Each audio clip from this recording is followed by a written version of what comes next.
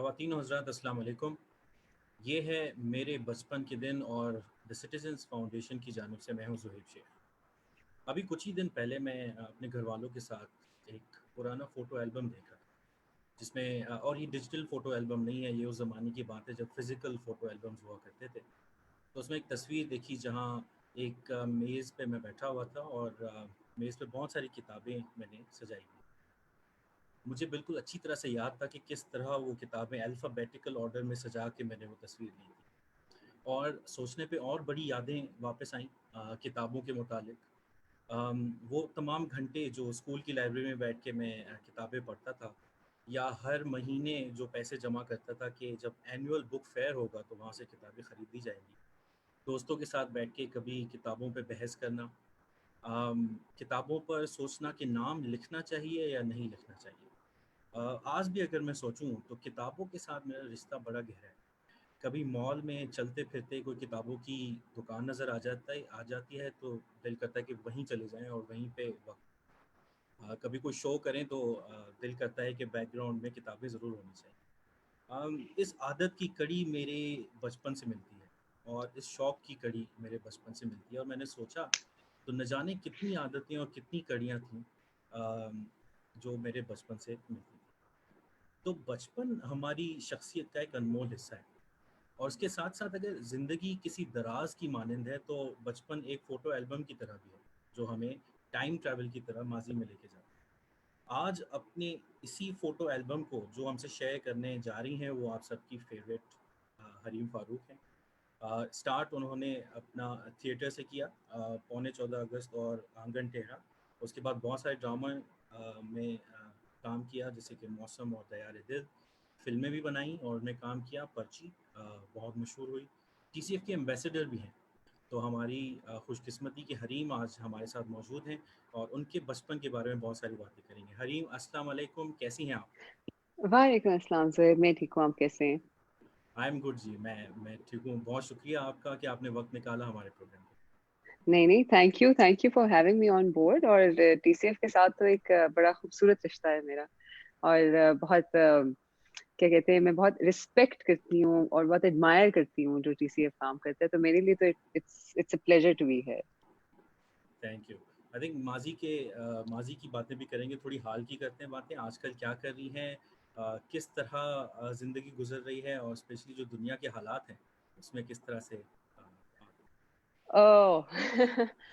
दुनिया के जो हालात हैं वो तो I will be very honest, I think हर किसी के लिए नॉट सिर्फ मेरे लिए बल्कि हर किसी के लिए बहुत मुश्किल हो रहा है इस वक़्त आई थिंक हालात सबके लिए बहुत मुश्किल हैं। लेकिन जो जो सही बात है, जो करने वाली बात है वो ये है कि जब इर्द-गिर्द आपके हालात मुश्किल होते हैं ना, तो फिर छोटी-छोटी खुशियाँ होती हैं जो आपने ढूँढनी होती हैं, छोटी-छोटी नेमतें होती हैं, जो हम इग्नोर कर देते हैं, जो हम फॉर ग्रांटेड ले लेते हैं, जिनको हमने ढूँढना होता है, हमने वो आँख खोलनी होती है जिससे हमें नेमतें नज़र आएँ खुदा की, जिससे हमें वो छोटी-छोटी खुशियाँ आस-पास नज़र आएँ, वो हमें ढूँढना होता है ताकि एट लीस्ट यू नो कि जब the world is going through insanity, आप अपना कॉर्नर ऑफ सैनिटी जो है ना उसको मेंटेन कर लें ताकि आप ठीक रहें, ताकि आप लोगों की मदद कर सकें और यू नो जितने भी बुरे हालात चल रहे हैं, whatever people are going through, unless until हम अपने आप को मेंटली स्टेबल नहीं रखेंगे, अपने आप को एक एक एक सर्टेन खुशहाल मैनर में नहीं रखेंगे, तो हम लोगों की मदद नहीं कर सकेंगे। तो I think that's very important कि हम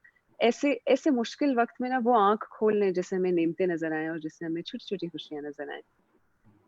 आपने ठीक बात की, खूबसूरत बात की, और शायद ये बात भी किसी हद तक बच्चों से सीखी जा सकती है, जिस तरह वो अपनी दुनिया में छोटी-छोटी चीज़ें और नेमतें ढूँढते रहते हैं और एक चीज़ से ओह! आप दूसरी चीज़ तक कितनी जल्दी मूव ऑन करते हैं। बिल्कुल, आपकी सोच you know I was reading it somewhere once, लिखा था कि if you ever want experience तो किसी बूढ़े शख्स से मिलें और कभी आपको खुशी देखनी है ना या होप देखनी है तो बच्चे के साथ वक़्त गुज़ारें हुँ, and which is so true. जब आप बच्चों के साथ वक़्त गुज़ारते हैं ना, आप रियलाइज़ करते हैं कि कितनी ज़िंदगी कितनी सादी है, कितनी सिंपल है और हम उसको कितना कॉम्प्लिकेट कर देते हैं। बच्चे हर चीज़ में खुशी ढूँढ लेते हैं, छोटी-छोटी चीज़ में खुशी ढूँढ लेते हैं, उनकी छोटी-छोटी शरारतें होती हैं, छोटे-छोटे मासूम सवाल होते हैं और आप कहते हैं कि यार खूबसूरत है ज़िंदगी, अच्छी है, बहुत अच्छी। जी। चलें फिर आपके बचपन की तरफ चलते हैं। बिल्कुल शुरू से शुरुआत करेंगे। आप कहाँ पैदा हुईं और जिस घर में आपने आँख खोली और अपने खानदान, जिस खानदान में आप पाई गई, उसके बारे में? मेरा मेरा बचपन सबसे पहले तो मैं कहती हूँ शुक्र अल्हम्दुलिल्लाह माशाल्लाह माशाल्लाह, I have had a beautiful childhood, a beautiful childhood. मैं इस्लामाबाद में ही पैदा हुई। क्या कहते हैं, F74 में हमारा एक घर होता था हमारे दादा का। मेरे साथ मेरी दादी, दादा, मेरी फूफो और अम्मी अबू और मैं। उस टाइम पे सिर्फ मैं थी और फिर बाद में मेरी बहन भी आई। और बड़ा खूबसूरत एक बचपन देखा हमने, जिसमें उस टाइम पे हमारे जो होते हैं ना, वो कहते हैं ना कि स्ट्रीट्स में बच्चे खेलते भी थे, और वो छोटा एक मोहल्ला इकट्ठा हो जाता था, सारे बच्चे बाहर आ जाते थे शाम को, and we used to play a lot. मुझे याद है हम साइकिलिंग के लिए जाते होते थे, और मेरा आज तक जो सबसे फेवरेट क्या कहते हैं फिजिकल वर्कआउट है ना, वो साइकिलिंग ही है, क्योंकि वो मुझे बचपन की याद दिलाता है, वो मुझे वो फ्रीडम याद दिलाता है जो मुझे उस टाइम पे था, और मुझे जो मजा आता था वो करके। दोस्त होते थे उस टाइम पे खूबसूरत, हमारे कजन्स, मैंने कजन्स के साथ बहुत अच्छा टाइम गुजारा हुआ है, और बहुत खूबसूरत टाइम गुजारा हुआ है। आई रिमेम्बर हम हफ्ते में कम से कम 2 से 3 दफा तो लाजमी हमारा होता था कि अपने कजन से आपस में मिलना है हम लोग। क्योंकि बहुत सारे एक ही एज ग्रुप के भी थे हम लोग सारे, तो बहुत बड़ा मजा आता था। और वो छोटी छोटी हरकतें करते थे कजन्स के साथ मिलके, इस तरह के छोटे छोटे ड्रामे करते रहते थे। मुझे याद है हम एक इस तरह के ना प्लेज इनैक्ट करते होते थे छोटे से, जिस तरह भी हमने एक दफा किया था सिंड्रेला, वी प्लेड सिंड्रेला, और हमें हमें बड़ा मजा आया था। और हम वही आपस में ही लगे रहते थे, छोटी छोटी चीजें, छोटी छोटी लड़ाइयाँ होती थी। तो बड़ा बड़ा खूबसूरत मेरा बचपन गुजरा हुआ है, और माशाल्लाह माशाल्लाह I think it, I am blessed. और मैं अल्लाह का बहुत शुक्र अदा करती हूँ कि मैंने एक वो जिसे कहते हैं ना कि एक खूबसूरत, सादा और प्यार भरा बचपन देखा है मैंने। Lots of memories to choose from. पहले तो ये सिंड्रेला प्ले जो आपने किया, तो उसमें आपने कौन सा किरदार अदा मेरे कौन सा किरदार, वो मुझे याद है हमारी उस वक्त आपस में लड़ाई हो रही थी कि सिंड्रेला कौन प्ले करेगा। तो फिर हम क्योंकि उस नतीजे पे नहीं पहुंच सके थे, तो फिर बारी बारी हमने किया था, बारी बारी सबने बारी बारी करके हमने सिंड्रेला प्ले किया। क्योंकि वरना तो बड़ी मुसीबत पड़ जाती है कि कौन किसी एक को कैसे बना सकते हैं। तो तब भी हम ये जरूर करते थे कि हाँ, सबको मौका मिलना चाहिए, everyone should play there part. तो बारी बारी करके फिर सबने कर लिया। अगर आप मुड़ के अपनी ज़िंदगी की तरफ देखें, तो अभी आपने बहुत सारी खूबसूरत मेमोरीज की बात की, बट कोई ऐसी मेमोरी है that stands out for you, जो आपको लगता है कि आपके बचपन को डिफाइन करती है, आपकी मौजूदा शख्सियत को भी डिफाइन करती है? अगर मैं आपके शुरू के 8-10 सालों की बात करूं। मेरे दादा दादी, डेफिनेटली मेरे दादा दादी और मेरी नानी, ये 3 लोग हैं जो मेरे बचपन को बहुत खूबसूरती से डिफाइन करते हैं। क्योंकि इन्होंने जितना प्यार दिया ना, और जितनी ग्रोथ में हेल्प की, और हमेशा क्या कहते हैं कॉन्फिडेंस दिया, हमेशा कॉन्फिडेंस दिया। माँ बाप तो प्यार करते ही हैं, लेकिन जो दादा दादी का या नाना नानी का जो प्यार होता है ना, वो बिल्कुल एक कम्प्लीटली डिफरेंट प्यार होता है, और उसकी इंटेंसिटी बहुत ज्यादा होती है। क्योंकि आपको पता है कि अगर आपको अम्मा अब्बा से डांट पड़ी, तो आपको पता है कि आपने बचने कहाँ जाना है आपने दादा दादी के पास भाग जाना है। और मुझे याद है हमारे दादा जो थे खास तौर पे, वो बड़े, he was such a wonderful person, such a wonderful, such a learned person.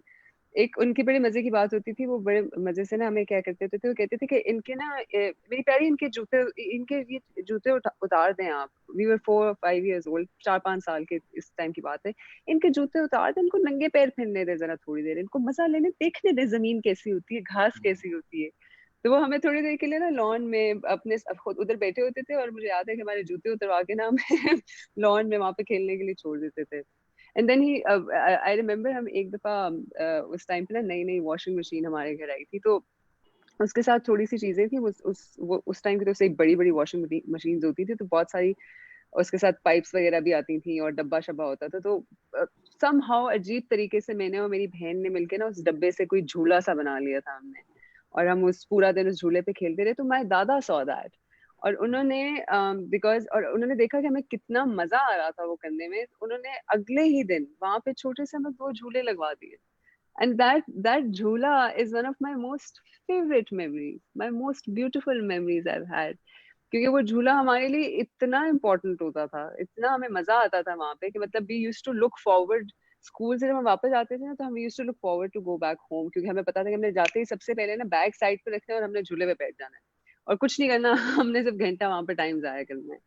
तो इस तरह की छोटी छोटी मतलब इस तरह की छोटी छोटी चीजें ना मेरे दादा बहुत करते थे, मेरी दादी भी बहुत करती होती थी। मुझे याद है दादी मीठा पराठा बनाती होती थी एक, और वो उनकी बड़ी स्पेशलिटी होती थी। और हमारे जो कजन्स वगैरह भी थे वो सारे आते होते थे, कहते थे कि दादी आप हमें भी पराठा बना के खिलाएं। तो वो बड़े शौक से ना एक मीठा पराठा बना के लाती थी और हमें खिलाती होती थी। तो इस तरह की चीजें होती थी जो जब हम स्कूल में होते थे ना, हम घर जाने के लिए खुश होते थे कि हमें घर जाके ये मजा आएगा कि हम झूले लेंगे, दादा ने झूला लगाया हुआ है वो झूला लेंगे, और दादी ने मीठा पराठा बनाया होगा हम वो खाएंगे। तो वो बड़ी बड़ी खुशी होती थी वापस आने की। So these three people really defined my childhood. नानी के साथ भी यही था। नानी तो वो बस पकड़ के बैठ जाती थी ना, आई रिमेम्बर, वो पकड़ के बैठ जाती थी और वो बिठा लेती थी वो साथ ही, और आप बैठे होते तो नानी क्या कह रही है और बस पकड़ के बैठी, इधर आओ, इधर आओ, मेरे पास आके बैठो। और वो दादा और नानी में ना एक बड़े मजे की चीज थी। वो जो वो थी ना, दे वर वेरी इस तरह की चीजें, मतलब गार्डनिंग वगैरह में बहुत थे और हेल्दी ईटिंग में बहुत ज्यादा थे। तो वो हर अजीब सी चीज जो है ना ट्राई करते रहते थे। आई रिमेम्बर एक दफा नानी और दादा आए, मैं वापस आई स्कूल से, मैं और मेरी बहन, तो हमें बिठा लिया वहां पे और they were having a green juice. तो हम बड़े कंफ्यूज है और हमें जबरदस्ती वहां पे बिठा के पिलाया, मतलब पिलाया गया हमें कि ये भी तुम भी पी के देखो, बड़े मजे का है। वो करेले का जूस था। और मुझे याद है मैं मैं देख रही थी, मैंने कहा ये आपने क्या किया हमारे साथ, तो उसमें इतना कड़वा था। लेकिन वो इस तरह की चीजें जो थी ना, वो हमें आदत दिलाने के लिए ना छोटी छोटी करते रहते थे कि बच्चों में अच्छी आदत पड़े, कि हेल्दी ईटिंग की आदत पड़े, और एक एक सेंस ऑफ लाइफ रहे बच्चों में, एक जो होता है ना, जिंदगी जवान रहे। इंसान बूढ़ा होता है लेकिन जो जिंदगी आप में रहती है ना, वो आपको जवान रखती है। आई थिंक मेरे दादा दादी और मेरी नानी ने बहुत, they've played a very vital role in my life in that way. अगर अगर माजी में जाके उनसे पूछा जाए कि हरीम अ, किस तरह की बच्ची है, किस तरह की लड़की है, तो वो आपके बारे में क्या कहेंगे? हाँ, ये तो मुझे उनसे पूछना पड़ेगा ये तो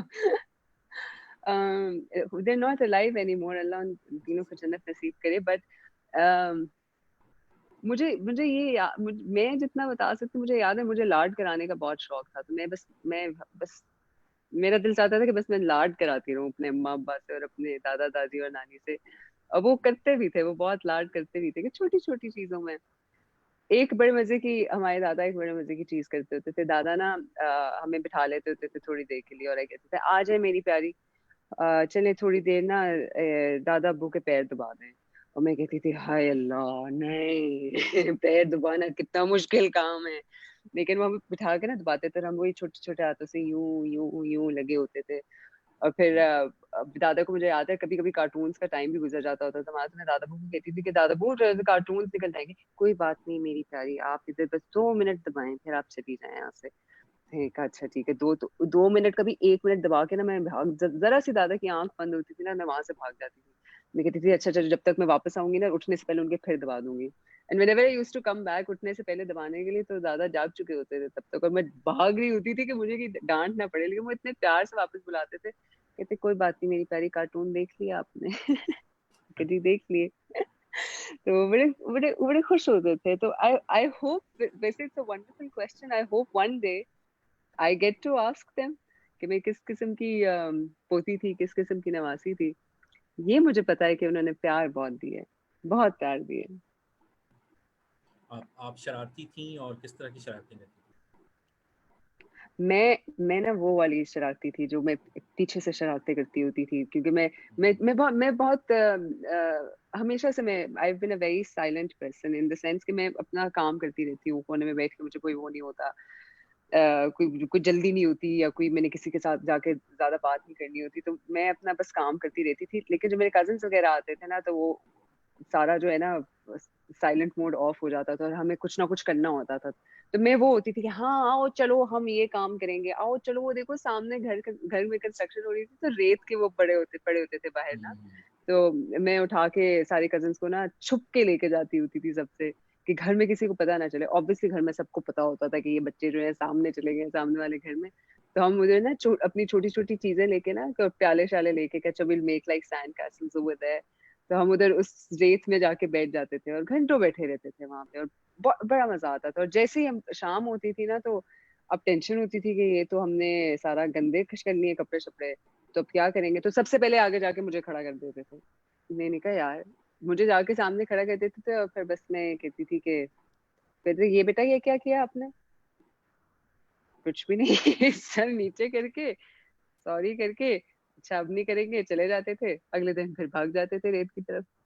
तो मैं उस किस्म की बच्ची होती थी कि अच्छा ठीक है चले, अगर गलत तो किया है अब डांटना है तो डांट ले, मैं सॉरी कर रही हूँ आपको, लेकिन बनता है आपका, डांटना है तो डांट ले, रोके ना बस मुझे, वो वाला होता था। बचपन बचपन में दोस्त किस तरह के थे? क्या आज भी उनके साथ टच में हैं आप, बचपन के दोस्त? मेरे सबसे पहले जो दोस्त थे ना वो मेरे कजन्स हैं। मेरी my first ever friend and who's still a very dear friend and my cousin was my pupu's son, Osama, and he's still my very dear friend. वो मेरे से he was 3 years older to me और मेरे साथ he was my first ever friend. मुझे याद है हम छोटे से होते थे और मैं और ओसामा हम लोग साथ खेलते रहते थे और बड़े बड़े मजे से खेलते होते थे और and he used to always protect me like a sister, always, आज तक वो यही करता है, he protects me like a sister and he loves me more than probably his own sisters. He's मतलब and he's my most dear friend. फिर मेरी क्या कहते हैं उन्हीं की बहन है वो मेरी बेस्ट फ्रेंड, उनकी छोटी बहन होती थी मेरूसा, शी इज स्टिल माय मतलब my best friend. We were inseparable, हम जुदा नहीं हो सकते थे, हमें किया नहीं जा सकता था क्योंकि हमें बस 24 घंटे साथ रहना होता था। फिर मेरे मामू के बच्चे थे, वो दे वर ओल्डर कजिन्स ऑफ आवर्स, तो उनसे वो वाली दोस्ती थी कि अच्छा अच्छा ऐसे होता है हैं, अच्छा वीरवा जी बताएं ये किस तरह होता है, वीरवा जी अच्छा यहाँ पे हेल्प कर दे, तो वो हमें सिखाने वाले होते थे। और जो मेरे फुप्पो के बच्चे थे वो मेरे पार्टनर्स इन क्राइम होते थे। तो मेरे my my first ever friends have been my cousins. आपने कभी चोरी की? नहीं चोरी नहीं की, कभी भी नहीं। हाँ, कभी कोई ऐसी हरकत की जिस पे पिटाई हुई हो? हाँ मुझे जिंदगी में टोटल एक दफा जो है मुझे थप्पड़ पड़ा था और उसके बाद वो पहला और आखिरी था और उसके बाद मैंने कहा अच्छा ठीक है नहीं। आई आई वाज 8 years old और ये बड़े मजे का किस्सा है और मेरे फैमिली में बहुत रिपीट किया जाता है मुझे एम्बेरस करने के लिए ये किस्सा, लेकिन मैं कहती हूँ अच्छा। मैं आई वाज 8 years old और मुझे ना पुप्पो की तरफ जाना था अपनी, दोपहर का टाइम हो रहा था और मैंने हमारे जो ड्राइवर थे तो मैंने उनको कहा कि आप मुझे उधर ना पुप्पो की तरफ छोड़ें, तो उन्होंने मुझे कहा नहीं मैं अभी नहीं मैं जा रहा, तो मैं शाम को छोड़ दूंगा। तो मैंने कहा मुझे तो अभी जाना है। तो उन्होंने कहा कि नहीं अभी नहीं जा सकते। मैंने कहा अगर आप नहीं लेके जाएंगे तो मैं खुद चली जाऊंगी। तो उन्होंने कहा कि बच्ची है छोटी, उन्होंने कहा अच्छा ठीक है आप उन्होंने कहा हाँ ठीक है आप चली जाएं। मैंने कहा ठीक है मुझे तो इजाजत मिल गई है, तो मैं चल पड़ी घर से, मुझे पप्पू के घर का रास्ता याद था तो मैंने कहा कि हाँ मैं चली जाऊंगी, मुझे दोपहर का वक्त, तो मैं घर से निकल पड़ी। मुझे याद है कोई घंटा डेढ़ में आगे चल रही होंगी और मुझे इस तरह हल्की सी मेमोरी याद आती कि मुझे बीच में ना लोग रोक भी रहे थे कि बेटा आप कहाँ जा रही हो, क्योंकि उस टाइम पे तो हम्म। बिल्कुल भी कोई इस टाइम बच्चे इस तरह बाय नहीं अकेली रोड पे चल रहे हैं, तो क्या बेटा आप कहाँ जा रही हो। और मैं बड़ी कॉन्फिडेंटली बोलती थी मैं अपनी पप्पो के घर जा रही हूँ। और वो कह रहे हैं अच्छा आप कौन सी क्लास में बेटा। तो मैं कह रही हूँ कि उस टाइम पे ना जो हमारे बड़े वाले कजिन्स होते थे वो देवर इन एफएससी और मैट्रिक, तो वो मुझे लगता था कि वो बहुत बड़ी क्लास होती है, तो मैं कहती थी कि मैं मैट्रिक कर रही हूँ। so they would just look at me and laugh it off and I'll be like क्या कह रहे हैं ये, and I would just run off। चलते चलते कोई 2 घंटे बाद आई रिमेम्बर टू बॉयज, अल्लाह उनको अजर दे इसका, and I am still surprised by this day कि मतलब मैं शुक्र अल्हम्दुलिल्लाह सही सलामत घर वापस आ गई थी। वो आए, उन्होंने उन्होंने मुझसे वही सवाल पूछा कि बेटा आप कहाँ जा रही हो, तो मैंने कहा कि मैं अपनी फूफू के घर जा रही हूँ। उन्होंने पूछा आप कौन सी क्लास में हो, मैंने कहा मैं मैट्रिक में हूँ। तो उन्होंने कहा अच्छा, उन्होंने कहा फूफू के घर अकेली जाओगी, मैंने कहा हाँ। तो उन्होंने कहा आपके अम्मी अब्बू किधर हैं। मुझे तब ख्याल आया कि अम्मी अब्बू को तो मैंने बताया ही नहीं है, अम्मी अब्बू को तो मैं बताए बगैर चली आई हूँ। मैंने कहा हाँ, मैंने कहा वो तो अम्मी अब्बू को मैंने नहीं बताया। तो उन्होंने कहा अच्छा, मैंने कहा आप एक काम करें, आप मुझे ना पप्पू के घर तक छोड़ आए, मैं वहां से उनको बता दूंगी। तो उन्होंने कहा हम एक काम करते हैं, हम आपको घर लेके जाते हैं, अम्मी अब्बू को बता देते हैं, तो फिर हम आपको छोड़ देंगे वहां पे पप्पू के घर। तो मैंने कहा ठीक है सही है, ये आइडिया भी अच्छा है। चलो फाइनली कोई मिल गया, will take me to Pappu's house, अम्मी अब्बू को भी पता चल जाएगा। हम घर आए वापस और घर में अंधेरा सुनसान, और मैंने कहा कि पता नहीं क्या हो गया, शाम का वक्त हो चुका था, कोई मगरिब का वक्त हो चुका था उस वक्त। तो मैं वहां से उधर अंदर गई, सुनसान अंधेरा, और अचानक मैंने अम्मी अब्बू को आवाज दी, को आया नहीं। तो दादा निकले बाहर और मैंने कहा दादा वो अम्मी अब्बू किधर है। पता चला वो बाद में पता चला कि अम्मी अब्बू तो बेचारे they thought they lost their daughter, तो वो तो थाने में रिपोर्ट्स लिखवाने वो तो ढूंढने निकले हुए थे। और दादा के हाथ में लगे। दादा ने कहा बेटा आप किधर थी। मैंने कहा दादा वो मैं उधर फुफ्फो की तरफ जा रही थी। That was the first and the last time I ever got slapped. And he said, never ever do this again. Never go out of the house alone ever without telling us, without any supervision. और वो थप्पड़ खाने के बाद मैंने कहा जी never ever, never ever. So that was the only time I was slapped by my दादा बू। और फिर उन्होंने उसके बाद प्यार भी बहुत किया था क्योंकि उनको था कि ठीक है अभी डांट में मैंने मारा तो है लेकिन अब प्यार भी करना है। तो आपने जिद में आके ऐसा दोबारा किया या वाकई कभी नहीं किया आपने? नहीं वाकई कभी नहीं किया। यकीन माने मैंने वो जिंदगी का पहला और आखिरी थप्पड़ था। मैंने कहा नहीं भाई मैंने नहीं करना। ठीक Unless है। until I was like 18, I was like no no। मैं थोड़ा सा रिसर्च कर रहा था तो कहीं लिखा हुआ था कि आपके अम्मी अब्बू दोनों डॉक्टर्स या हेल्थ प्रोफेशन से था। बिल्कुल माशाल्लाह डॉक्टर्स हैं जी, so absolutely. how was that like living with two doctors? और बचपन में फिर हमेशा की तरह से लड़कियों को नॉर्मली बोला जाता है तुम डॉक्टर बनोगी, तो आप पे भी इस तरह का प्रेशर था? बिल्कुल भी नहीं, बिल्कुल भी नहीं। मेरी बल्कि सबसे मजे की बात है actually a lot of people ask me this कि you belong to a doctor's family, तो how did you end up in this field. Hmm, मेरी फैमिली में ना आर्ट को बहुत अप्रिशिएट किया जाता है। All forms of arts has been always been appreciated in my family माशाल्लाह से। मुझे आई रिमेम्बर हमें वही दादा दादा के बहुत किस्से हैं मेरे पास। तो बचपन में हमें बिठा के गालिब भी दिखाया जाता था। दादा वो गालिब देखते होते थे और हमने गालिब भी देखा था। तो मैंने मैडम नूरजहां की अनारकली भी देखी हुई है इस टाइम पे क्योंकि दादा बहुत शौक से देखते होते थे और गाने भी गुनगुनाते होते थे। तो वो बड़ा हमारे ना बड़ी एक आर्टिस्टिक साइड रही है हमारी फैमिली की, क्रिएटिव साइड रही है। Same as with my parents. My mother is, mashallah, a very good painter as well. She's a doctor, but she's a very good painter. She's a very good artist. Same as with my father. He writes really well. तो बड़ा एक हमेशा से ना एक creative aspect जो है ना उन्होंने हमेशा जवान रखा है अपने अंदर, अपने बच्चों में, और उन्होंने वो पास ऑन भी किया है। फिर हमारे स्कूल में we used to have a lot of extracurricular activities. Theatre बहुत होता था. We used to celebrate every other festival that there was, every other holiday that there was. We used to celebrate that. Just for confidence building in children बहुत वो school में भी बहुत किया जाता था। तो अम्मी अब्बू ने ना हमेशा बहुत इनकरेज किया है कि yes it's good to be confident, कि आप करें थिएटर करें and you should always be in touch with your creative side. हमेशा अम्मी अब्बू ने ना मुझ में और मेरी बहन में उसको बहुत इनकरेज किया है। दादा दादी ने बहुत इनकरेज किया है इसको कि कभी don't let go of that no matter what profession you want to go in. I think वो करते करते over the years it just started developing inside me कि I want to be an actor। मतलब फिर मैं जब obviously मैं देखती भी थी टीवी पे भी देखती थी मैडम नूरजहां को। आई स्टिल रिमेम्बर, मुझे एक ग्लिम्स याद है उनका अनारकली में जिसमें मैंने उनको देखा था। and I was in awe of her and I was like she is stunning, she is beautiful and why can't I take my eyes off her, how is that possible।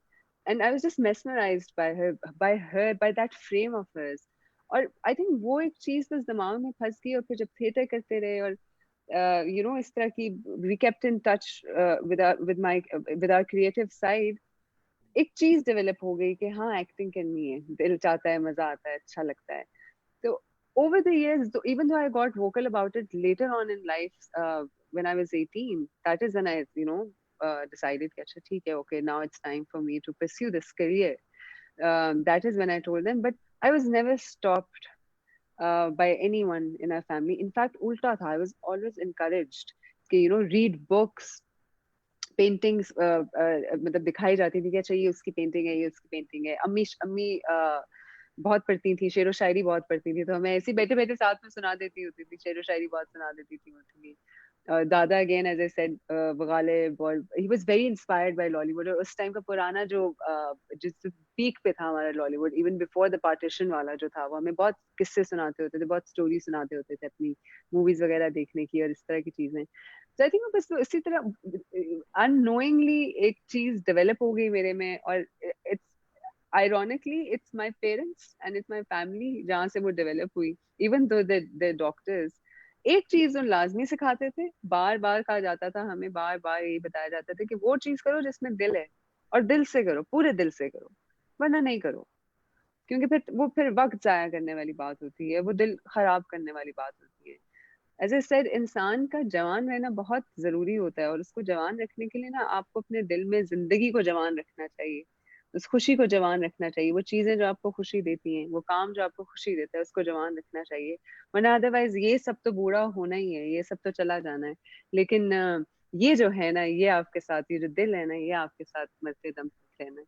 और जो आपकी रूह है, वो तो खैर आपने, वो तो आपने वापस भेजनी है, वो तो आपकी अमानत, आपके पास अमानत पड़ी है अल्लाह ताला की। तो you, in order to keep yourself sane, अपने दिल को जवान रखें, अपनी रूह को जवान रखें, तो ये जवान रहेगा। तो ये हमें यही सिखाया जाता था बस। बहुत ज़बरदस्त। मैं सोच रहा हूँ कि इतनी इतनी ज़बरदस्त बातें आपको अपने घर में सिखाई जाती थी।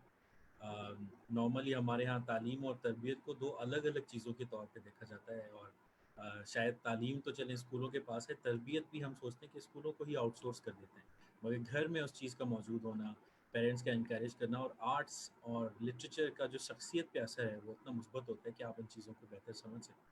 सो बहुत एब्सोल्युटली। ज़बरदस्त, बहुत ज़बरदस्त। But so you stumbled on to acting, मगर बचपन में जैसे बड़े ख्वाब क्या थे जब आप खुद सोचती थी? और ऐसा भी होता है कि बच्चों के हर साल ख्वाब चेंज होते हैं, जब पूछते हैं कि बड़े होके क्या बनोगे, तो हर 2 साल बाद जवाब मुख्तलिफ होता है। तो आपके आपके इस तरह के जवाब क्या थे, और आप बचपन में क्या सोचते थे, क्या करना है?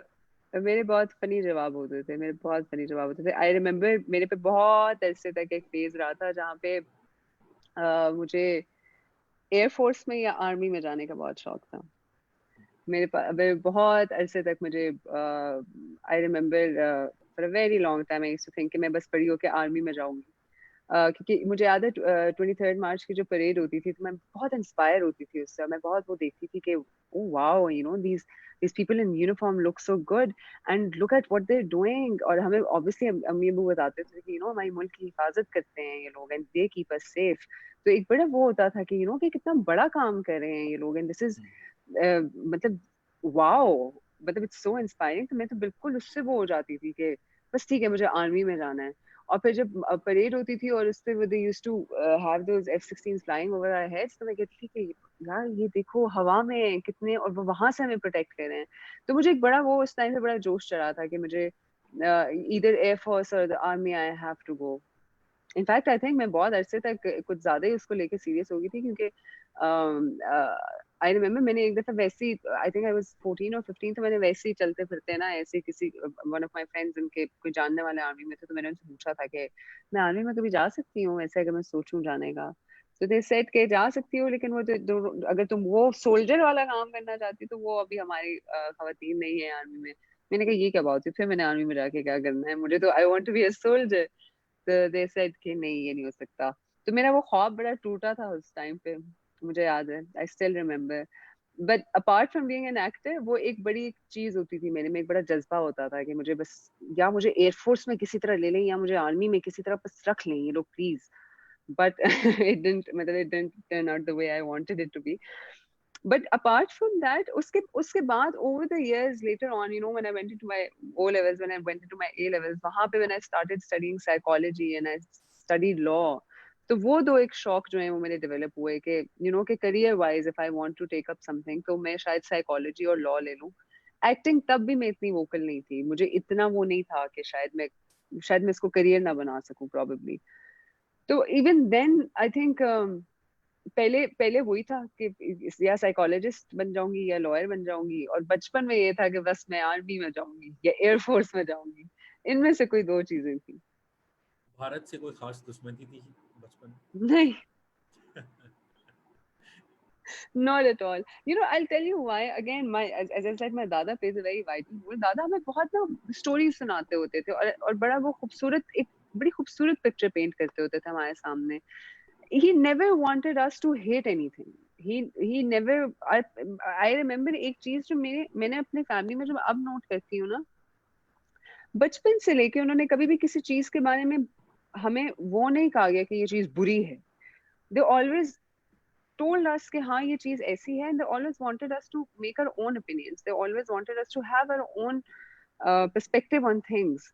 हमें कभी ये दिमाग में डाला ही नहीं कि यार ये चीज बुरी है, ये चीज या ये लोग नहीं अच्छे है, वो लोग नहीं अच्छे।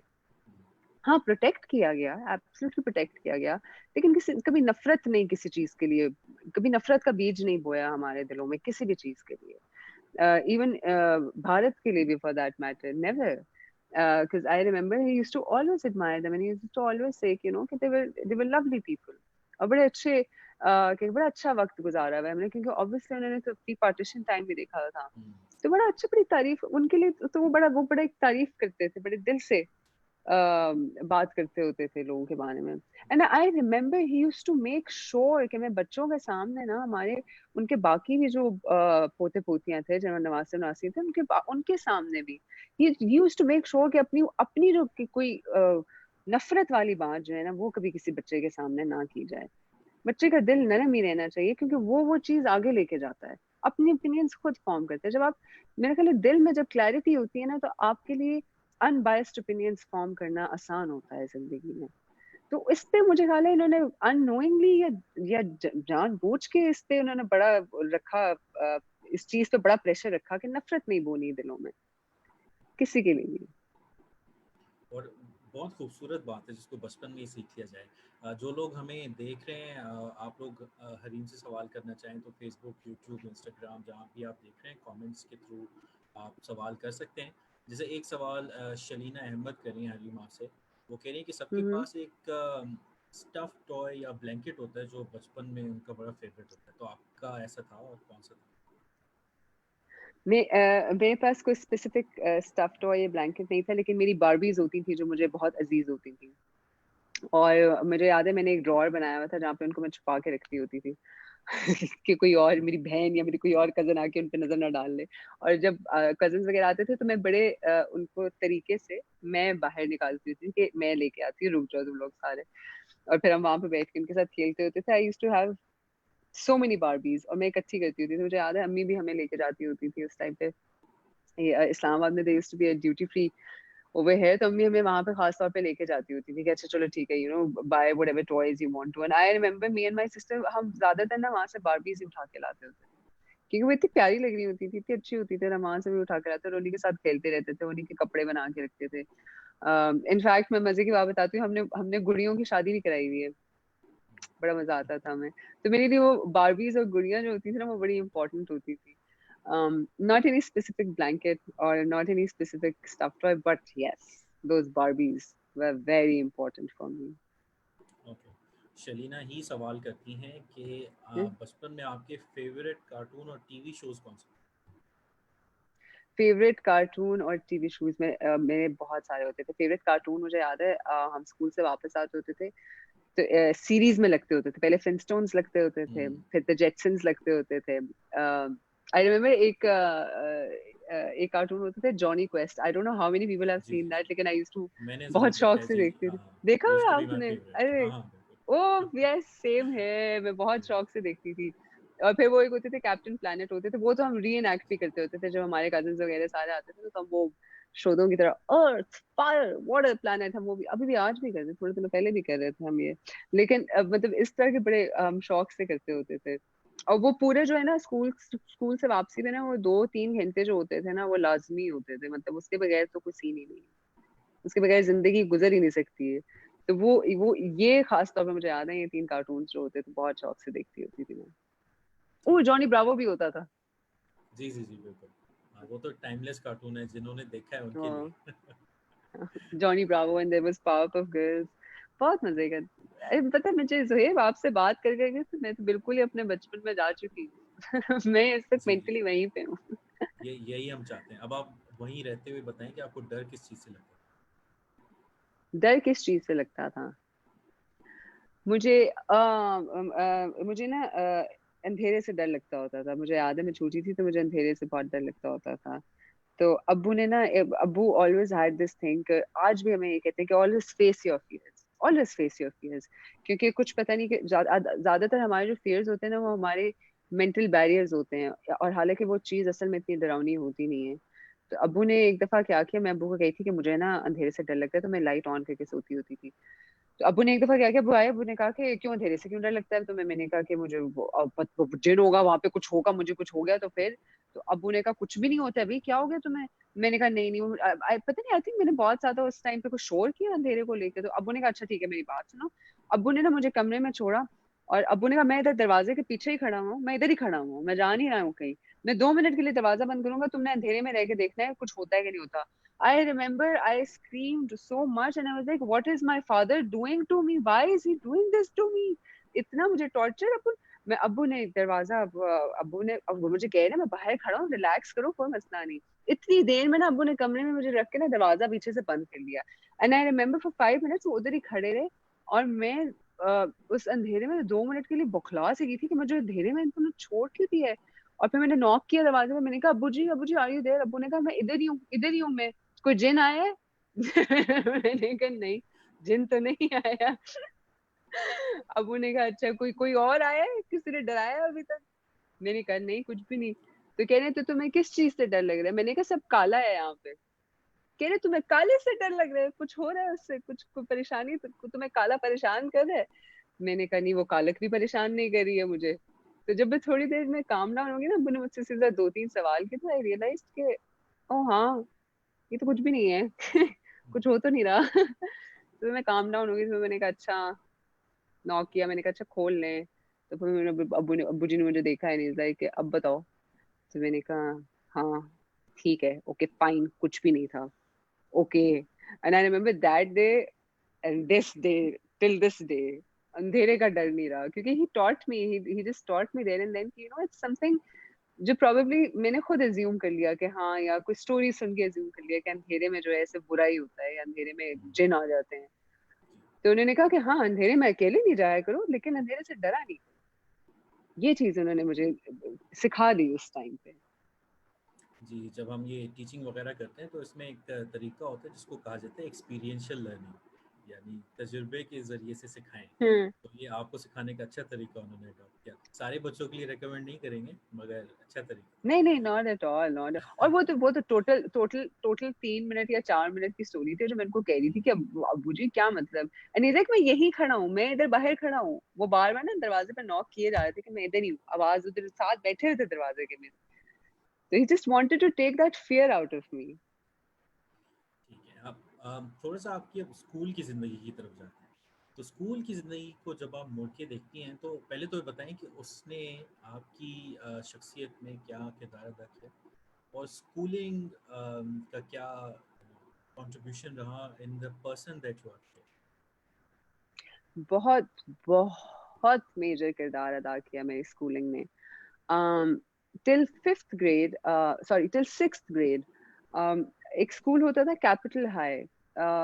It was a small private school, इधर इस्लामाबाद में होता था। और क्योंकि वो हमारे घर के पास था, तो उस टाइम पे अम्मी ने वहाँ पे हमें अम्मी अब्बू ने हमारा वहाँ पे एडमिशन कराया। Ever since kindergarten we were there. वो school I think O levels तक था। और मैक्सिमम स्कूल में I think there must be like 300, 250-300 children total मिला के, सारा पूरा किंडरगार्टन से लेके ओ लेवल्स तक। लेकिन उस स्कूल की मजे की बात ये थी कि उसमें इतना कैरेक्टर बिल्डिंग पे काम किया जाता था, कि सिर्फ पढ़ाई पे जोर नहीं होता था, कैरेक्टर बिल्डिंग पे भी बहुत जोर होता था। Because I sorry hello, because जी आई जी। रिमेम्बर क्या कहते हैं, हमारी हमारी ना हर हर हफ्ते में कोई एक क्लास होती थी। Like I remember every every Wednesday we used to have a class जहाँ पे हमें कोई चैरिटी वर्क करना होता था। तो हमें बाहर ले जाया जाता था, हमें एक दिन हमें ले जाया जाता था कि अच्छा ये हम ये पूरा पार्क साफ करेंगे, यू नो कि सोशल रिस्पॉन्सिबिलिटी हमें अपनी पूरी करनी है। एक दिन हमें हॉस्पिटल लेके जाया गया कि यू नो हाउ कि आप ब्लड भी डोनेट कर सकते हैं। एक दिन हमें इस तरह ईदी सेंटर ले जाया गया, जहाँ पे भी हमने सारे अपने घरों घरों से ना कपड़े कपड़े शपड़े निकाल के और बुक्स वगैरह निकाल के कि दूसरे बच्चों को दी जाए। हमें वो चीज सिखाई गई कि गिविंग इज हैप्पीनेस। तो वो इस पे बहुत काम किया जाता था। तो मुझे याद है हमारी हर हफ्ते में एक दफा ना कोई फिजिकल एक्टिविटी की लाजमी क्लास होती थी, मोस्टली हमारी राइडिंग क्लासेस होती थी। हमें राइडिंग के लिए ले जाया जाता था। I used to have a lot of fun. तो सिर्फ अगेन उनका जोर सिर्फ ये नहीं होता था कि पूरे हफ्ते जो है ना हमने बच्चों को पढ़ाते ही रहना है और कुछ भी नहीं करना। वो हफ्ते में 2 या 3 दफा दे वुड मेक श्योर कि कोई एक्स्ट्रा करिकुलर एक्टिविटी हो ही हो, और कोई ऐसी हो जो जो कैरेक्टर बिल्डिंग में काम करे, जो हेल्प करे बच्चों को। इस तरह की चैरिटी की चीजें, सोशल रिस्पॉन्सिबिलिटी सिखाना या कोई फिजिकल एक्टिविटीज करना, शेयरिंग सिखाना। हमारी टीचर्स मुझे याद है, I still remember, they were the most loving teachers, they were the most adorable teachers. इतने प्यार से हमें पढ़ाती थी। Of I still remember there used to be ma'am Zeb, हमारी होती थी वहां पे। She was such a sweetheart. और हमें ना क्योंकि उस क्लास में ना कम बच्चे, हर स्कूल में ना हर क्लास में कम बच्चे होते थे, तो अटेंशन बहुत ज्यादा दी जाती थी हर बच्चे को। और मुझे याद है कि मैम जेब होती थी और एक मैम इम्तियाज होती थी। एक मेरी इंग्लिश की टीचर थी और एक मेरी उर्दू की टीचर थी।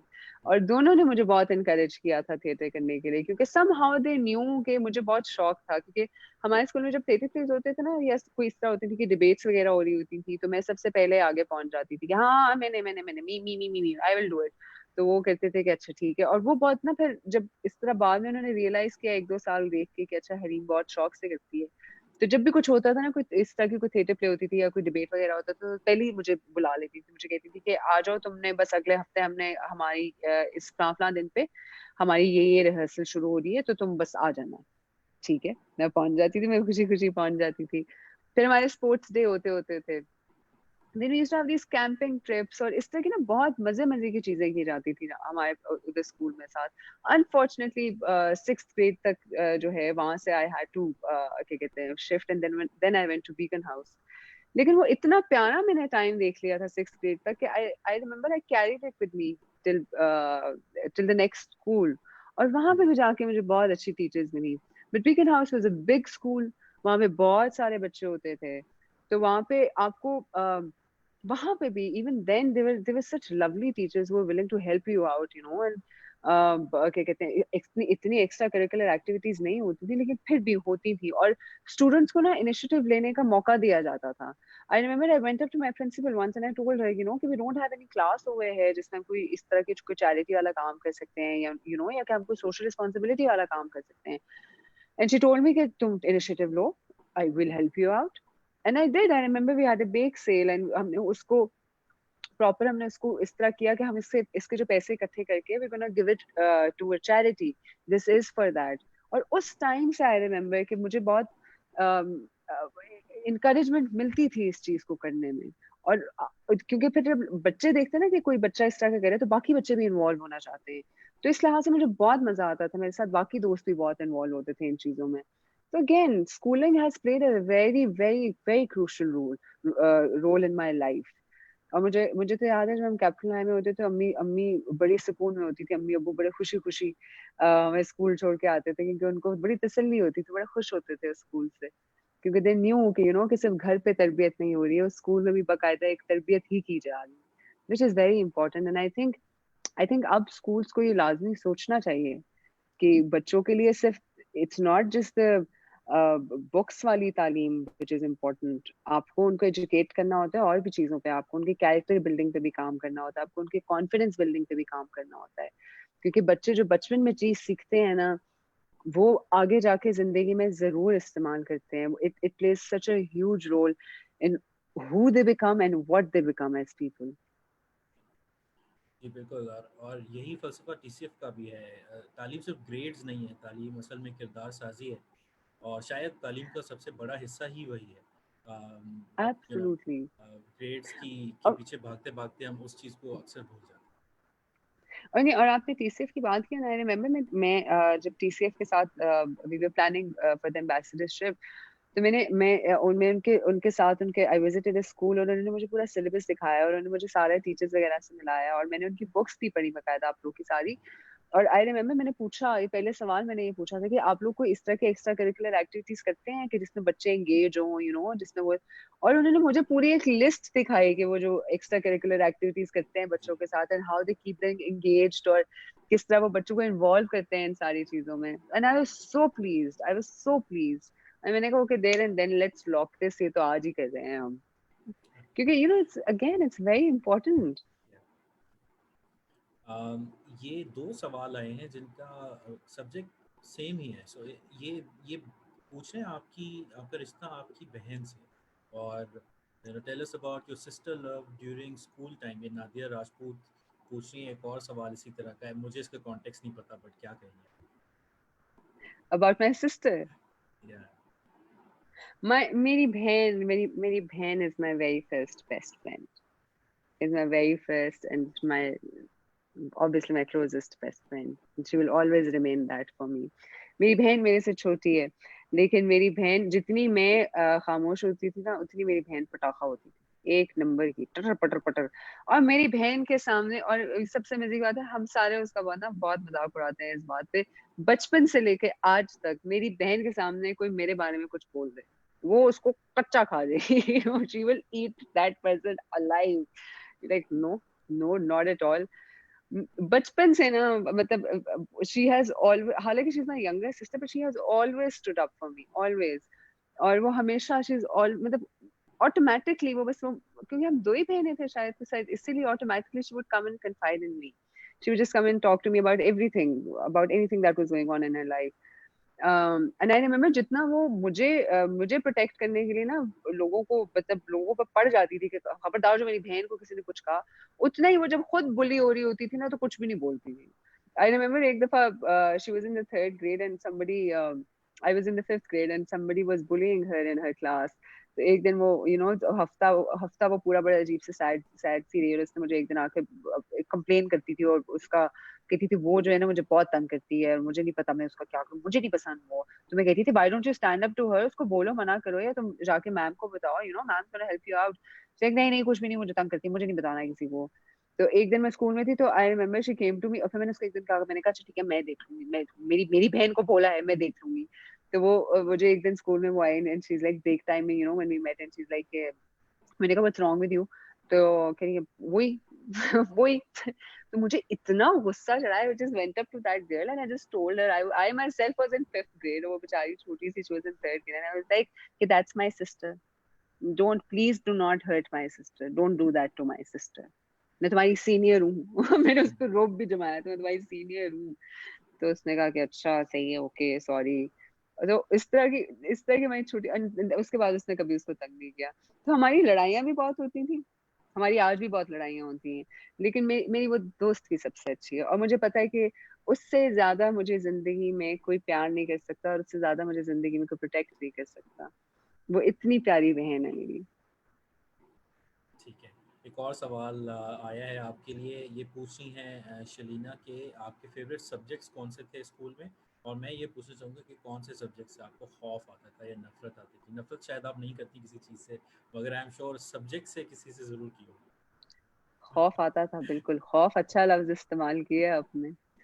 उफ, मुझे मैथ्स से खौफ आता था। मेरे ख्याल से मुझे आपने मैथ्स, पाकिस्तान के 90% बच्चों के दिल की बात की। उफ बिल्कुल। और क्या कहते हैं, मेरे अब्बू और मेरी बहन उतने ही अच्छे मैथ्स में, और मैं और मेरी अम्मी, मैं तो खैर बहुत ही बुरी। मैं तो ये होती थी कि मतलब मैं कहती थी ये क्या है, ये why why do they have these numbers over here. ठीक है, जब तक हमने अलजबरा नहीं पढ़ी थी तब तक सब अच्छा था, तब तक चलो ठीक है, तब तक मैथ्स भी अच्छी लगती थी, इजी लगती होती थी।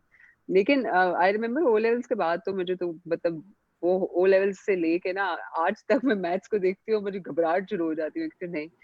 लेकिन और जो फेवरेट मेरे सब्जेक्ट्स होते थे बिफोर ओ लेवल्स में, ऑब्वियसली जो हमारी एक्स्ट्रा करिकुलर एक्टिविटीज होती थी वो मेरी फेवरेट होती थी। आई रिमेम्बर हमारी जो चैरिटी क्लास होती थी वो मेरी फेवरेट होती थी। I used to be the first one standing there. उसके अलावा I sciences, I really used to love sciences, बहुत मजे की होती थी। साइंसेस, हिस्ट्री, साइकोलॉजी, ये तीन सब्जेक्ट्स मुझे बहुत मजे के लगते थे। और मैथ्स बहुत बहुत बुरी लगती थी। कितनी दफ़ा फेल हुई आप मैथ्स में? मैंने शुक्र अल्हम्दुलिल्लाह फेल नहीं हुई मैं मैथ्स में कभी, ओके। लेकिन मुझे खौफ जरूर आता था। तो और मुझे ये होता था कि बस और जब मैं मैथ्स का टेस्ट देके आती थी ना, या मैथ्स का एग्जाम देके आती थी, तो बस ओ लेवल्स में तुझे याद है मैंने gave my maths exam final year, तो मैं आके बस मुसल्ले पे बैठी थी, तो मैंने कहा था मुझे प्लीज सब ठीक है, मुझे मैथ्स में पास करा दिएगा, अदरवाइज ओ माय गॉड मैं किस तरह मुंह दिखाऊंगी दुनिया में। मुझे तो वो टेंशन हो गई थी कि मैं मैथ्स में फेल नहीं हो सकती। तो शुक्र अल्हम्दुलिल्लाह I never flunked in maths, but हाँ, खौफ बहुत था, हद का। कभी स्कूल में सज़ा मिली या सस्पेंशन तक बात आई किसी हरकत की वजह से? नहीं, स्कूल में कभी मुझे उस सजा नहीं मिली, कोई कुछ नहीं हुआ। मैं बड़ी एक बड़ी तमीजदार स्टूडेंट, रही हूँ, तमीज़दार स्टूडेंट रही हूँ। हाँ, मतलब मेरे छोटे-छोटे शरारतें होती थी, छोटे-छोटे शौक होते थे, लेकिन वो तमीज़ के दायरे में रहते हुए होते थे। और मेरी ऑलमोस्ट मेरी बचपन से लेके ना जितनी भी मैंने स्कूल लाइफ देखी है ना, हमेशा मेरी कोई ना कोई 2-3 टीचर्स से ना मेरी दोस्ती रही है। I remember being my teachers favourites for a very long time. All my schooling life मतलब आई वाज़न्ट अ टीचर्स पेट। मैं क्योंकि मैं बड़ी वो भी होती थी, मैं एक बड़ा मैं ना एक मलंग इंसान हूँ। तो मैं अपने उसमें होती थी कि हाँ ठीक है, मतलब मैं पढ़ भी रही हूँ लेकिन मैं बाकी काम भी साथ करूंगी, वो वाला सिस्टम होता था। बस मुझे होता था कि मैंने फेल नहीं होना, और मुझे obviously I have to pass and obviously I have to get good education, क्योंकि एजुकेशन में भी बहुत जोर दिया जाता था हमारी फैमिली में। तो मुझे लगता था yes for definitely I have to. लेकिन मुझे ये नहीं होता था कि मैं टीचर्स पेट बन जाऊं और मैं बाकी सबको जो है ना बाकी सबको सजा दिलवा दूं, बस मैं बच जाऊं। नहीं, ऐसा नहीं होता था। लेकिन मेरी दोस्ती बड़ी होती थी मेरी टीचर्स वगैरह से, क्योंकि अगर मुझे कुछ नहीं समझ आता था तो मैं पूछ लेती थी जाके। मुझे कभी शर्म नहीं आई पूछने में कि मुझे ये समझ नहीं आ रहा है या ये क्या है। मैं पूछ लेती थी क्योंकि मुझे तो सीखना है, मुझे तो लर्न करना है। तो मुझे तो ये सिखाया गया हमेशा कि जब नहीं समझ आई तो पूछ लो। सवाल पूछना तो अच्छी बात होती है। तो मैंने तो सवाल पूछ लेती थी मैं। तो I think teacher used to really admire that, and अभी भी मैं नोट करती हूँ कि टीचर से जो बच्चे सवाल पूछते हैं वो बहुत एडमायर करते हैं इस चीज को। और बच्चों को तो डरना ही नहीं चाहिए इस चीज से कि आप सवाल पूछ रहे हैं, कि आपको अगर कुछ समझ नहीं आ रहा तो आप पूछ लें। आप वो टीचर है आपकी, वो टीचर्स तो वो आपके दूसरे माँ बाप जितने होते हैं। आधी तरबियत तो वो आपकी करते हैं। तो आप तो खुशी खुशी आपको बताएंगे। तो मैं इस किस्म की स्टूडेंट होती थी कि मैं दोस्ती दोस्ती मेरी सबसे होती थी। टीचर्स पेट नहीं होती थी मैं। लेकिन क्या कहते हैं, हाँ दोस्ती सबसे होती थी। सजा नहीं मिली कभी। कि सीखने के लिए सवाल पूछना बहुत ज़रूरी है। आई थिंक हमारे बहुत। यहाँ जो जनरली एक रवैया है सवालों की तरफ, कि हम सवालों को या तो क्रिटिसाइज़ करते हैं या कुछ बच्चों के सवालों को नज़रअंदाज करते हैं। बच्चे हम्म, दूसरे बच्चों का मजाक भी उड़ाते हैं अगर वो सवाल पूछे तो। हम्म, आई थिंक ये रवैया जनरली इन सवालों को, बच्चों के सवाल पूछने के मरहले को रोकता है। ये चीज़ बदलनी चाहिए बिल्कुल। आप जब ए लेवल्स में आई बिल्कुल। तो ये वो टाइम होता है जब टीन एज और अर्ली एडल्टहुड, जब आप दुनिया को बदलने चलते हैं। तो ऐसी कोई चीज़ थी जो उस वक्त आपके जहन में होती थी, ये ख़ास चीज़ है दुनिया के बारे में जो मुझे बदलनी है? उस टाइम पे ना ए लेवल्स में ना एक बड़ा खूब again it it was a beautiful time, क्योंकि अभी भी मैं मजे की बात है कि मेरे जो ए लेवल्स के खास तौर पे दोस्त हैं वो आज तक मेरे दोस्त हैं। तो I get to relive my school my A levels again whenever I want to, because whenever I meet my friends हम कहीं ना कहीं बैठ के जरूर बात करते हैं ए लेवल्स की। तो उस टाइम वो बड़ा खूबसूरत टाइम था। उस टाइम पे जो उस now that I think about it, उस टाइम पे मैंने नहीं सोचा कि जिंदगी कोई ऐसी चीज है जो मुझे नहीं पता था और उस टाइम पे पता चली। मुझे सिर्फ उस टाइम पे ये पता था कि there is no worry in the world. कुछ नहीं है दुनिया में, कोई गम नहीं है, कोई कुछ नहीं है। यहाँ पे मेरे दोस्त हैं, ये मेरा स्कूल है, और ये मेरे घर वाले हैं, और यही सब अच्छा टाइम है। और मेरे दोस्त बड़े मेरे लिए इम्पोर्टेंट हैं, क्योंकि नो मैटर उस टाइम पे तो छोटी छोटी मसले होते हैं, हर छोटे छोटे मसले होते हैं जिनको हम बड़ा बड़ा बना लेते हैं। तो होता था कि no matter what I am going through, मेरे दोस्त मेरे साथ ही हैं और हमेशा रहेंगे। ये एक चीज लगती थी मुझे कि ये हमेशा मेरे साथ रहेंगे एंड मेरे फ्रेंड्स फॉर लाइफ। शुक्र अल्हम्दुलिल्लाह जो वो सच निकली बात। तो वो बहुत अच्छा लगता था। जो उस टाइम की जो एक फीलिंग थी ना, जो एक ये खूबसूरत एक आपको एक फील आती थी कि there is no worry in the world. This is this is the best time of my life that I am having. वो चीज बहुत मुझे मजा आता था ए लेवल्स का। एंड आई वापस हैव जाने का हैड द दिल बेस्ट करता है? Time in my life. उफ वापस जाने का उफ, दिल? इतनी दफा हमें याद है, हमने तो बड़े प्लान्स भी बनाए। हमने कहा कि यार पता है फिर से एडमिशन ले लेते हैं, 2 महीने के लिए जाएंगे वापस आ जाएंगे, किसी को पता भी नहीं चलेगा। हम्म। और मुझे याद है मेरे एक दोस्त है इमरान, उनके साथ तो मैंने फुल बैठ के प्लान बनाया कि भोले यार करते हैं, पता है कुछ किसी को पता नहीं चलेगा। एडमिशन ले लेंगे और बस शुगर लगाएंगे और वापस आ जाएंगे। टीचर्स शायद थोड़ा सा पकड़ लें जो पुराने वाले होंगे, लेकिन क्या है यार मजा आएगा। लेकिन ऑब्वियसली नहीं। कुछ और सवाल आपके लिए आए हुए हैं। एक है कि आपने टीसीएफ के एम्बेसडर बनने का फैसला क्यों किया? किस तरह से आप इस नतीजे तक पहुंचे? टीसीएफ का एम्बेसडर बनने का फैसला क्यों किया? That's hmm. Okay. So TCF is a foundation जिसको जिसको ऑब्वियसली मुझे बहुत पहले से पता था, और मुझे I always respected them because they were doing a lot for education in this country. मुझे मेरा बड़ा firm belief है कि education बहुत important होती है. It's super important. अगर आप खास तौर पे अगर आपको किसी भी मुल्क की ग्रोथ चाहिए ना, आपको अपनी यूथ को एजुकेट करना है हर हाल में. और हमारे बहुत सारे इश्यूज ऐसे हैं जो लैक ऑफ एजुकेशन से स्टेम करते हैं. तो मैं तो इस चीज में बहुत फर्मली बिलीव करती हूँ कि किसी भी तरीके से अगर मैं इस चीज में हेल्प कर सकती हूँ ना कि हम बच्चों को एजुकेट कर सकें, then why not. TCF I had already known, but when they approached me, when इस तरह की बात हुई और फिर मैंने थोड़ा सा और रिसर्च किया, and then as I earlier said, कि I visited a school और उन्होंने मुझे पूरा सिलेबस दिखाया और उन्होंने मुझे पूरा सारा सिस्टम दिखाया कि वो क्या है, किस तरह वो बच्चों को एजुकेट करते हैं, not just by books but by extracurricular activities as well. They work on their confidence as well. And best thing, ये सब चीजें जो उन्होंने मुझे बताई, और उन्होंने मुझे जब ये बताया और उन्होंने जब मुझे अमाउंट बताई कि जिसके लिए बच्चे इतनी अमाउंट में आप बच्चे का एक बच्चे का पूरी जिंदगी संवार सकते हैं, मैंने कहा what is better than this. There is nothing better than this.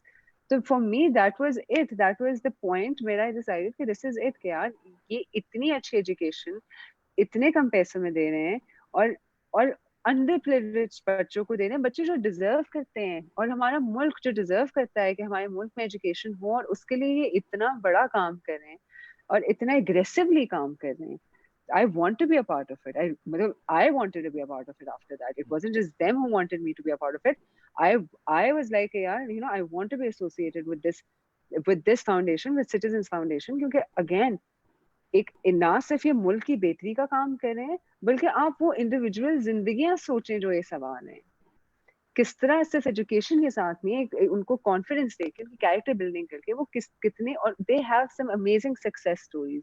TCF has amazing success stories जो मैंने सुनी है बच्चों की, जो मुझे टीचर्स ने बताई वहाँ पे, जो TCF वालों ने मुझे खुद बताई. तो आई डोंट थिंक उसके बाद तो कि मेरे लिए वो रह गया था कि why I shouldn't be a part of TCS. TCF के अलमनाई अल्हम्दुलिल्लाह बहुत सारी फील्ड्स में हमारा नाम रोशन कर रहे हैं. कुछ अलमनाई हमारे हार्वर्ड यूनिवर्सिटी तक पहुँचे हैं, बहुत सारे अलमनाई अपनी कम्युनिटीज़ में बहुत ज़बरदस्त काम कर रहे हैं, पाकिस्तान की बेहतरीन यूनिवर्सिटियों माशाल्लाह. में अब तालीम हासिल कर रहे हैं.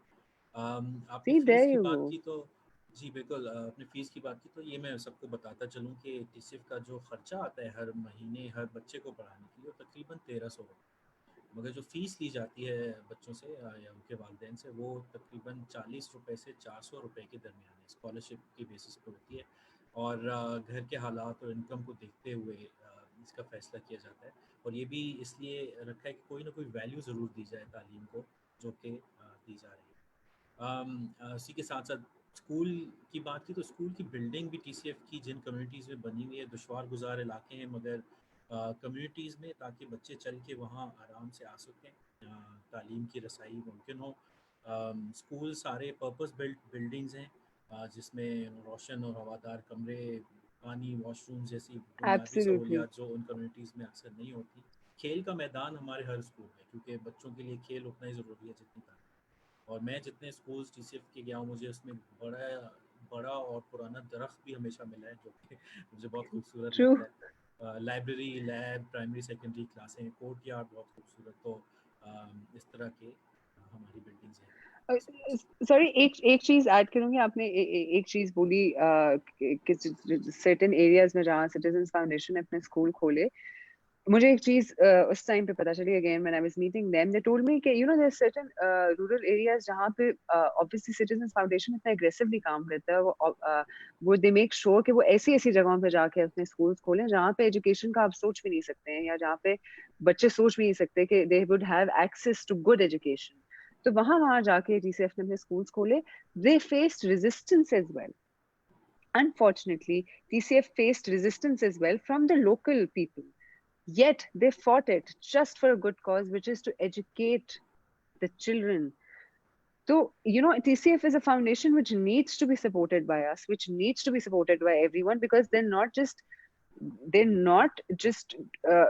doing a good cause, they're fighting for it as well, which is very important. So that means कि बहुत दिल से काम करते हैं और बहुत दिल से बिलीव करते हैं वो इस चीज में, इस कॉज में बहुत दिल से बिलीव करते हैं. और जो ये काम कर रहे हैं ये सदका जारिया है. इससे बेहतर तो कोई काम नहीं है कि आप बच्चों को पढ़ा रहे हैं, आगे उनकी जिंदगी संवार रहे हैं. आप सोचें वो कोई एक बच्चा भी उसमें से निकल आया जो जो पूरे मुल्क का नाम रोशन कर सकता है, तो आपने कितना बड़ा काम किया है, या आपने कितना सवाब कमाया है। तो why not? Let's all do that. Let's all support Citizens Foundation because we need to. It's our responsibility to do that. जी, शुक्रिया। आई थिंक आप स्ट्रगल्स की बात करी थी, 25 साल बाद चीज़ें बदल रही हैं अब, और 1600 से ज़्यादा स्कूल हो गए हैं TCF के माशाल्लाह। मुल्क में, और इन सारे स्कूलों में जो लड़कियों की भी जैसे तादाद है वो लड़कों के बराबर, यानी 19% हमारे पास लड़कियां हैं और 19% लड़कियां, शायद लड़कियों की तादाद थोड़ी सी ज़्यादा हो, ये कंफर्म करना पड़ेगा मुझे। तो चीज़ें बदल रही हैं अल्हम्दुलिल्लाह, पेरेंट्स भी भेज रहे हैं बच्चों को, और इट्स ग्रेट। कुछ और सवाल हैं आपके लिए। ये समीर पूछते हैं कि जिस तरह आप बात करते हैं उससे ऐसा लगता है कि आपके अंदर एक हैप्पी चाइल्ड है, और अब आप जैसे कि बड़ी हो गई हैं, तो इस हैप्पी चाइल्ड की खुशी और मासूमियत को जिंदा कैसे रखती हैं? हाँ, ये मुझे पता नहीं है कि मैं जिंदा कैसे रखती हूँ, लेकिन मुझे एक चीज जरूर पता है। अम, मेरे माँ बाप, मेरी बहन, मेरे दोस्त, ये लोग they make sure कि it doesn't die. Because whenever I meet them, whenever I'm with them, I just can't help but go back to my childhood. I just can't help but be myself, the real self that I am, जो मैं हूँ। और मैं ऐसी ही हूँ, मैं ऐसी हूँ। और मैं बचपन से ऐसी रही हूँ। और these people have made sure कि खास तौर, especially my parents, they've made sure कि कभी हमारी बच्चियों में से कभी वो जिंदा दिली ना खत्म हो, वो ना उनका जो एक एक हर इंसान के अंदर ना एक बच्चा होता है, और वो आपके साथ हमेशा रहता है, वो आपके दिल में होता है, और अल्लाह ताला ने, मुझे लगता है कि वो आपके लिए रखा होता है कि वो हमेशा आपके पास रहे। तो it's very important to stay in touch with that kid, उसको लूज ना करें। I know when you become an adult, आप बड़े होते हैं तो मुश्किलात आती हैं, आपको बहुत चीजें फेस करनी पड़ती हैं, लेकिन पता है उस वो जो दिल का वो हिस्सा है ना, जहाँ पे वो बच्चा है, जहाँ पे आपका वो बचपन है, जहाँ पे वो आपकी वो मासूमियत है, उसको पकड़ के रखें। Hold on to it, don't let go of it, no matter how hard और difficult life gets. Do not forget to smile, do not forget to laugh, don't do that. Because I think सबसे सबसे ज्यादा चीज जो आपको उस आपके उस बचपन को अलाइव रखेगी ना, वो हंसी है, वो खुशी है, वो स्माइल है जो अलाइव रखती है। दूसरों को खुश रखना, किसी को हंसा देना, 2 मिनट के लिए, वैसी थोड़ी देर के लिए हंसा देना, आप भी खुश हो जाएंगे, वो भी खुश हो जाएगा। आपके अंदर का भी बचपन जिंदा रहेगा, उनका भी बचपन जिंदा रहेगा। तो it's important to connect with those things. It's important कि आप, no matter what life throws at you, just keep that kid, that innocence alive. Just keep that innocence alive. कोशिश करें कि बस वो कहना। और जो लोग आपके अंदर से वो बचपना आपका बाहर लाते हैं ना, उनसे keep in touch with them, always keep in touch with them. वो चाहे आपके दोस्त हों, चाहे आपके माँ बाप हों, चाहे आपके कजिन्स हों, जो भी हों, लेकिन keep in touch with them, and it's very important. जी, बचपन की हिफाजत बहुत ज़रूरी है। बचपन में खुशी के मौके, तालीम के मौके, किरदार साजी के मौके, ये हर बच्चे का हक है, दुनिया में वो कहीं भी हो। और अभी जो पूरी दुनिया में सिचुएशन है कोविड-19 के बाद, एजुकेशन पे और स्कूलों पे काफ़ी मुश्किल वक्त है ये। और अभी इंटरनेशनली जो रिपोर्ट्स भी हो रही हैं उसमें ऐसा लग रहा है कि अगर स्कूल इसी तरह बंद रहे, ख़ास तौर पे दुश्वार गुजार इलाकों में, तो बहुत सारे बच्चे हो सकता है कि दोबारा स्कूलों से बाहर चले, या हम्म। पेरेंट्स को चूज़ करना पड़े कि किसको स्कूल भेजेंगे, किसको ना भेजेंगे। तो अक्सर इस चॉइस में लड़कियों को देखा जाता है कि उनको स्कूल ना भेजें और लड़कों को भेजा जाए। तो काफ़ी मुश्किलात का सामना है। TCF इसमें क्या कर रहा है, जो लोग देख रहे हैं उनसे रिक्वेस्ट है कि फेसबुक पेज पे जाएं और देखें कि आप भी हमारा हाथ कैसे बटा सकते हैं। हरी में एक दो सवाल बस एंड में करेंगे, और फिर हम्म। आपको खुदा हाफिज़ करेंगे। एक तो आई थिंक आपके लिए सवाल है कि आजकल आप नेटफ्लिक्स पे क्या देख रही हैं? ये सवाल किया है फरहान साजिद ने। अच्छा, ऑनेस्टली आजकल मैं नेटफ्लिक्स या कोई भी सीरीज बिल्कुल भी नहीं देख रही, क्योंकि इनिशियली जब लॉकडाउन हुआ था तो मैंने बहुत सीरीज देखी थी, और फिर मैंने कहा कि नहीं, मैंने बहुत ज्यादा, फिर तो मैं सारे दिन यही करती रहती हूँ। तो आजकल पिछले 10 एक दिन से मैंने छोड़ा हुआ नेटफ्लिक्स, मैं नहीं देख रही। I am concentrating on other work. I am trying to read more books, क्योंकि ये मेरी आदत बहुत पहले छूट गई थी। तो I am trying to read more books. I am trying to work on my room, कि मैं अपना कमरा किसी तरह ठीक कर लूं, जो कि बचपन से मेरा मसला रहा है। कमरा मेरा हमेशा हमेशा इस तरह, इट्स ऑलवेज मेसी। तो मैं मुझे होता है कि अच्छा मैं वो थोड़ा बहुत ठीक कर लूँ, तो I M concentrating on other things right now. Honestly Netflix थोड़े अरसे के लिए छोड़ा हुआ है। ऑलराइट, ठीक है हरीम, बहुत शुक्रिया, आपसे बात करके इतना मज़ा आया। मैंने सोचा था कि पौने घंटे का होगा ये सेशन, मगर तकरीबन घंटे से ऊपर हो गया है, और मुझे पता नहीं चला। सही बताएं। जी, और बहुत शुक्रिया, आपसे बात करके बहुत मज़ा मैं आया। आपसे और माफी मांगना चाहूंगी, मैं बहुत बोलती हूँ और कोई मुझसे मेरे बचपन की बात पूछ ले तो मैं तो टटर पटर पटर पटर पटर सब सुना सकती हूँ। नहीं नहीं, इट्स बिन ग्रेट, और बहुत मज़ा आया। जाते जाते नहीं, जो लोग थैंक आपको यू। देख रहे हैं सुन रहे हैं उनके लिए आप कोई पैगाम? बिल्कुल, वैसे first of all thank you so much. I mean I loved this interview, one of my most favourite interviews, जिसमें मुझे अपने जो जिंदगी का सबसे खूबसूरत हिस्सा है ना उसको रीलिव करने का मौका मिला है। तो मेरे दिल से खुशी निकल रही है इसके लिए। और मेरा पैगाम सबके लिए यही है कि you know it's, no matter how hard life gets, how difficult it gets, just keep that kid alive, just keep that innocence alive. It's so important. हम सबसे पहले ना उस मासूमियत को मार देते हैं जब भी हमारी जिंदगी को मुश्किल, हमारी तरफ कोई मुश्किल फेंकती है, तो हम सबसे पहले उस बच्चे को मार देते हैं कि नहीं ये क्या हम बचपना सोच रहे हैं, या ये क्या इस तरह की बात सोच रहे हैं। नहीं, ये जो एक क्रिएटिव साइड है आपकी, एक इमेजिनेटिव साइड है, इसको खुला रहने दें, इसको चलने दें, ये आपको हेल्प करेगी आगे जिंदगी में। और secondly, again, I would urge everyone, it's our responsibility. We need to educate our children. We need to know how important it is to educate our children. Education इतना important role play करती है बच्चों की जिंदगी में, चाहे वो दुनिया के किसी कोने में भी हो वो बच्चा, वो बहुत इंपॉर्टेंट रोल प्ले करती है। And specially for Pakistan. Pakistan एक ऐसा मुल्क है जहाँ पे इतना टैलेंट है और इतने लोग हैं कि उनको सही प्लेटफॉर्म दिया जाए तो पाकिस्तान कहाँ से कहाँ पहुंच जाएगा।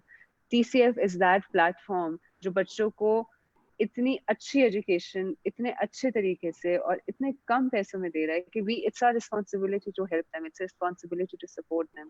तो do that, do look into TCF, look into their syllabus, look into their work, and trust me, you will want to do that after you look into their work. Thank you Hareem, spoken like a true ambassador. बहुत शुक्रिया। Yes. आज देखने वाले और सुनने वाले ख़वातीन हज़रात, आपका बहुत शुक्रिया। अगर मैंने आपके कोई सवाल नहीं पूछे हरीम से, उसके लिए माज़रत। अपना ख़्याल रखिएगा, और अपने आसपास जितने भी बच्चे हैं उनका ख़्याल रखिएगा, उनके बचपन का ख़्याल रखिएगा, उनको ख्वाब देखने की इजाज़त दें और उन्हें खुश रखिए। अपना ख़्याल रखिए। अल्लाह हाफ़िज़। Allah Hafiz.